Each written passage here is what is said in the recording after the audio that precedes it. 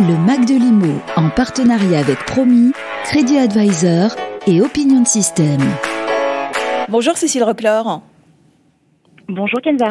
Vous êtes directrice des études et de la communication d'Empruntis. Alors avant d'évoquer les résultats d'une récente enquête que vous avez menée sur le rôle et la place des femmes dans le cadre des emprunts immobiliers, est-ce que vous pouvez nous rappeler le rôle exact d'Empruntis ?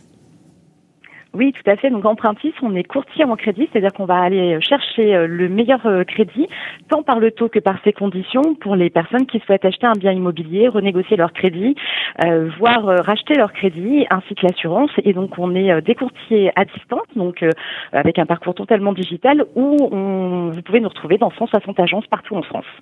Alors, votre récente étude menée à l'occasion de la Journée internationale des droits des femmes révèle clairement que leur part progresse sans cesse dans le cadre des emprunts immobiliers. Pour vous, c'est une surprise et si oui, comment est-ce que vous l'expliquez ? Alors effectivement, c'est une vraie surprise parce qu'on part de très loin.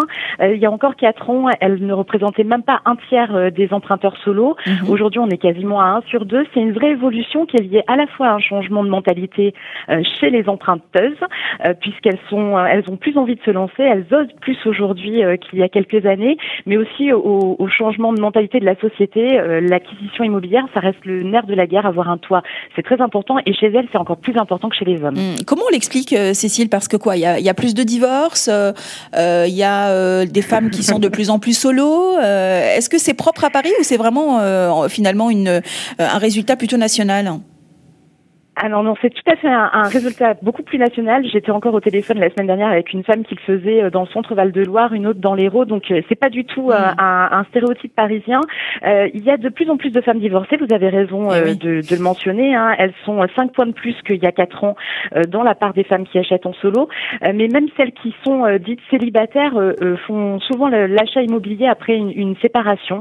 C'était le cas de 2 femmes emprunteuses que j'avais la semaine dernière. Donc on a vraiment une décomposition des foyers qui favorise l'évolution des femmes acheteuses, mais aussi l'envie d'acheter seule. C'est pas seulement un projet de couple, ça peut être aussi un projet solo. On a l'impression que c'est comme si c'était un nouveau départ, quoi. Un achat, c'est un nouveau départ. C'est un nouveau départ. Elles se lancent dans l'acquisition donc en sortie de rupture. Parfois, elles avaient même initié ce projet-là avant de se séparer et elles sont pas arrivées jusqu'au bout. Alors, 2020 aura été particulier de ce point de vue-là, puisque le confinement a fait que beaucoup de couples se sont séparés et du coup, les femmes ne renoncent pas à leur projet et elles continuent à le mener de main de maître, mais solo. Alors, ces femmes, qu'est-ce qu'elles achètent ? Est-ce qu'elles vont plus vers les appartements ou elles vont carrément vers des maisons ? Alors, il leur arrive d'aller vers des maisons, mais c'est pas la majorité, vous avez raison. 54% vont plutôt acheter un appartement. C'est pas très éloigné des hommes. Pour le coup, elles vont plutôt choisir une maison quand elles ont des enfants et donc quand elles sont plutôt en statut séparation ou divorce. Elles privilégient plutôt les biens dans l'ancien pour 78%, mais c'est aussi parce que la nature de l'offre est comme ça. Et par contre, elles n'ont pas froid aux yeux puisqu'elles font des travaux dans un cas sur 4, et des travaux d'un montant assez conséquent puisqu'elles elles achètent avec 40 000 € de travaux. Elles sont courageuses.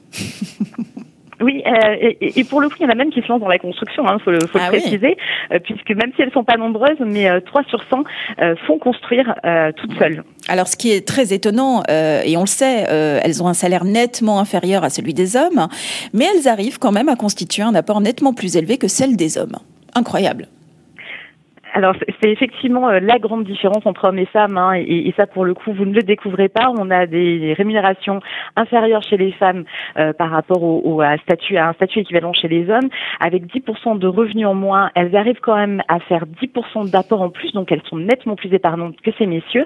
Et si les revenus inférieurs les pénalisent sur l'emprunt, puisqu'elles empruntent 10% de moins, elles arrivent quand même à faire un achat quasi équivalent aux hommes. Donc, vous confirmez qu'entre les femmes et l'immobilier, c'est une belle histoire d'amour.